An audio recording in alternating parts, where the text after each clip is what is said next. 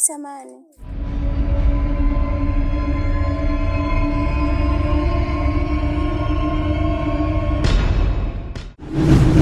Laana ya ukoo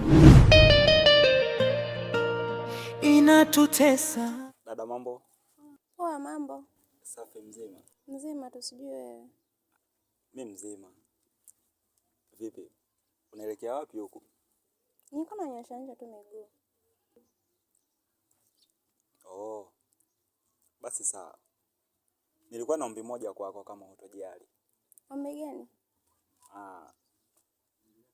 Naweza kukusindikiza pengine make hata mimi mwenyewe nilikuwa natoka hapa kwenda kunyosha miguu. Sawa, haina shida. Lakini kabla tujaenda nilikuwa naomba unisubiri kidogo, nijimwagie maji japo kidogo ili kusudi nipunguze jasho then tuondoke. Wewe kaka, mke wake nikote? Hapana. Mimi sina mke na wala sijaoa. Hivyo kuwa na amani kabisa. Sawa, haina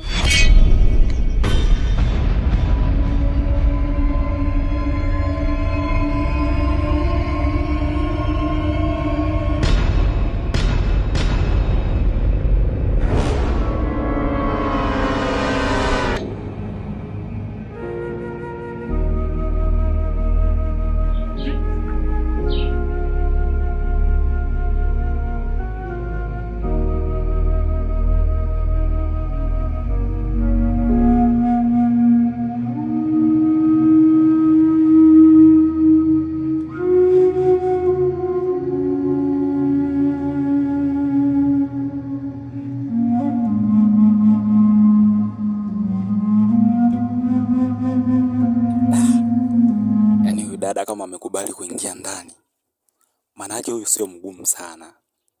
Naweza nikamudu kuishi habari yake. Mimi ni mwanaume, nitapambana mpaka kubali. Anikubalie. Na kisha nikubalia na muoa maskini ya Mungu.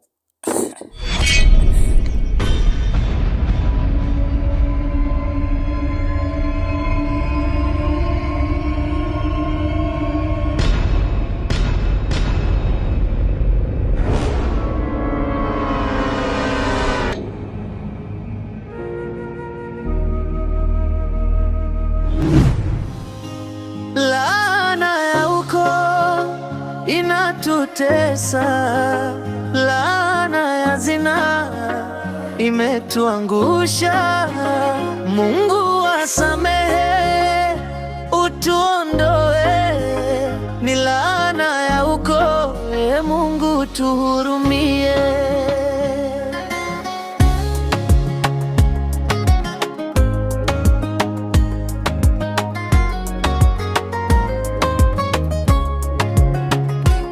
Kolosa ikapota, akamuumiza ndugu wake, mdogo wake wa kuzaliwa, mzigo ukabaki kwake. Akateleza tena, kakamua mtoto wa mama mdogo wake. Tifa cheusi kalema, moyo ukawa mzito kama go.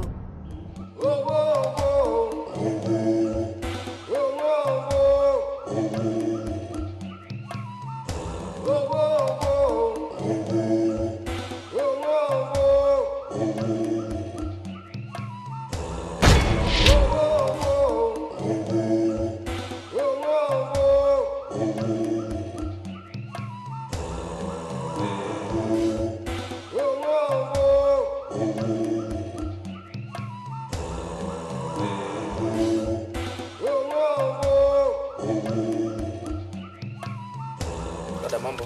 poa.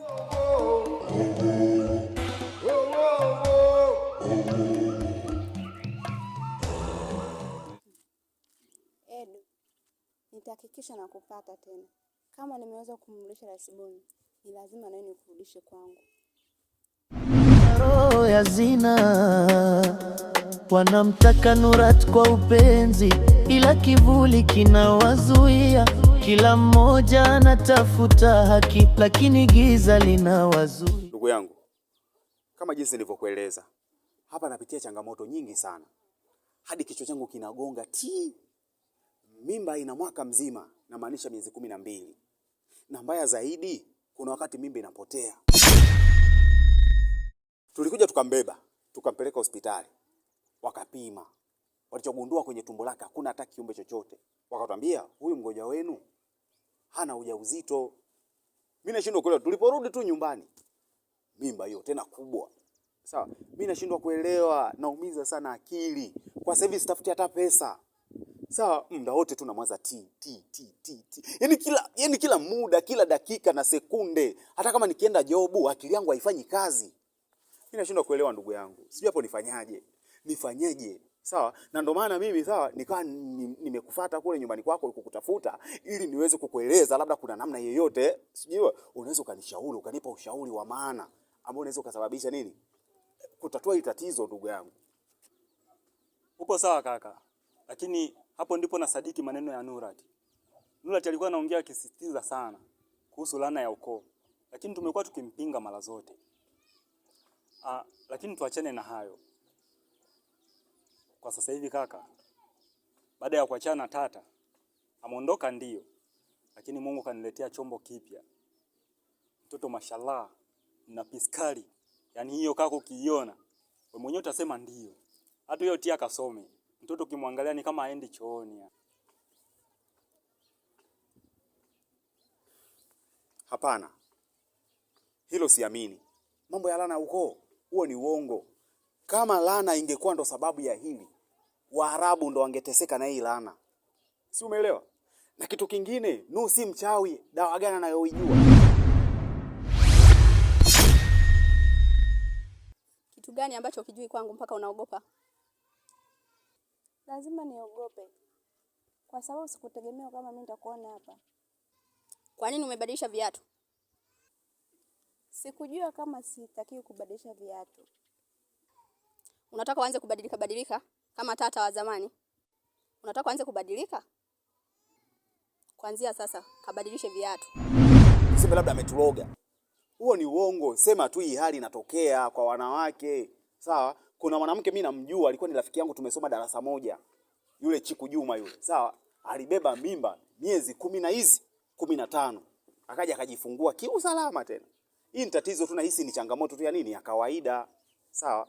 Ila kusema labda kwamba Nuhu anahusika na hili, huo ni uongo. Ukisema labda kwamba laana inatutafuna, huo ni uongo. Na kitu kingine, umefanya kosa sana. Kumfukuza Tata, umekosea mwanangu. Umezingua. Na ukisema labda una chombo jipya, utajuta. Na kwa hili tena ni bora ukamtafute Tata popote alipo, umrudishe nyumbani kwako. Sawa? Kwa sababu huyo mtu unaishi naye nyumbani, umjui, hakujui. Lakini Tata alikuwa ni ndugu yetu. Hata kama angefia mageto, maskani kwako, hamna kesi. Huyo unaishi naye akikufia, unafikiri itakuwaje? Utaieleza nini jamii? Utajijua mwenyewe. Kwa hiyo msingi ni kwamba acha mimi nikomae na Titi. Tatizo lake ni tatizo langu.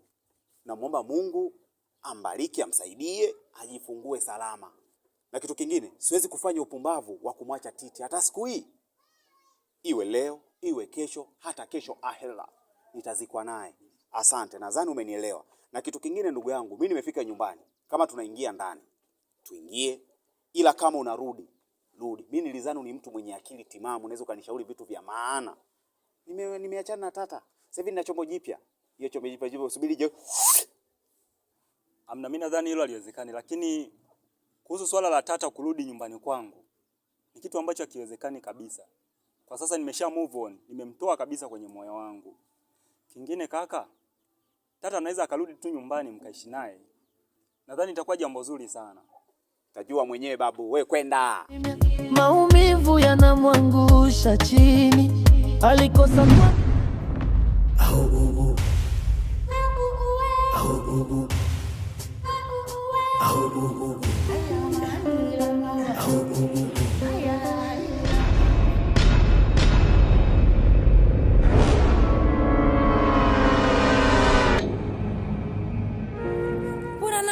Burananga. Nini tena? Ni nini? Niambie nini? Mary. Mary kafanya nini? Mary amemwambia mume wake anipiga. umeitoa wapi ya kumwambia mwanaume akupige? Kwa kosa gani? Hivi Umeli alijikuta yeye nani kwanza? Aha. Nyamaza. Si amelianzisha? Si tutalimaliza. Twende nikupeleke nyumbani. Utakuja kunitambua na mume wake huyo. Walioshindwa kurefuka hao utafikiri walizaliwa milimani kwenye vigimbi miguuni. Twende. Laana ya ukoo inatutesa, laana ya zinaa imetuangusha. Shida yenu nimekwisha ijua. Basi tusaidie. Siwezi kuwasaidia kwa sasa, mpaka pale tukapogundua mwenye hiki kivuli ni nani. Ni sawa, lakini sasa hivi mimba ina mwaka. Itakuwaje kama akifariki? Zile dawa nilizowapatia kipindi kile bado mnaendelea kumpatia? Ndiyo, tunampatia, lakini hali yake inazidi kuwa mbaya siku hadi siku. Endeleeni kumpatia hizo dawa mpaka pale tutakapogundua mwenye hichi kivuli ni nani kinachotusumbua. Hivyo mnaweza kuondoka.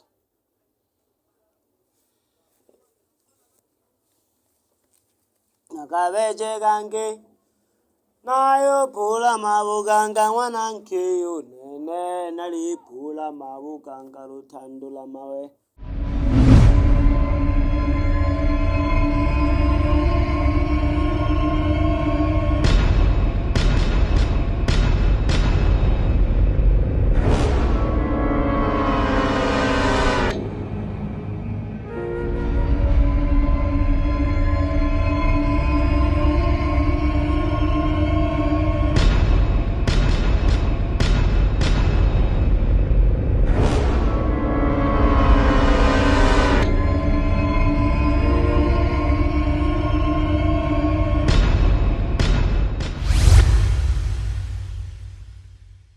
Naona sasa umeshindwa kufanya mambo yako.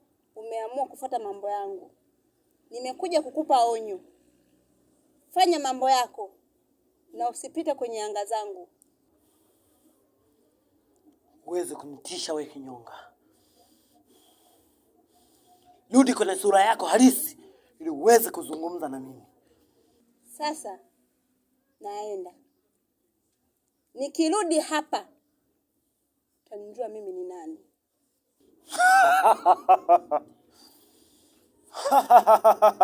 Laana ya ukoo, Mungu tuhurumie.